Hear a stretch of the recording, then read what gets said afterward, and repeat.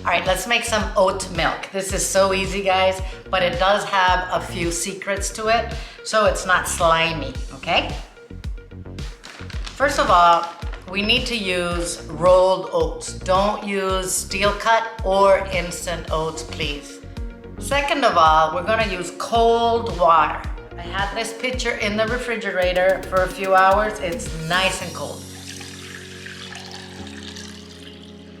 I have a cup of oats in here. I'm gonna add 4 cups of water.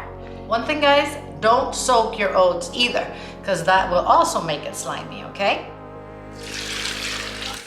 This is optional. If you want a little sweet, put in a date. I took out the seed. You can also add a little bit of maple syrup, guys. The next very important thing is not to over blend this. We have to blend it for 30 seconds, max 40, and that's it, okay? I'm putting it on a timer.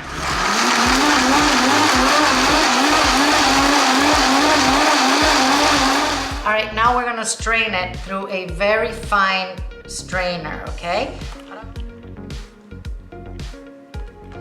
Don't move that around, just let it drip. If you want, you can strain this 2 times. We have almost 4 cups of oat milk here.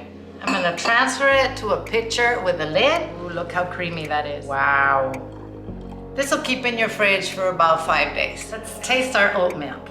This is great for replacing dairy.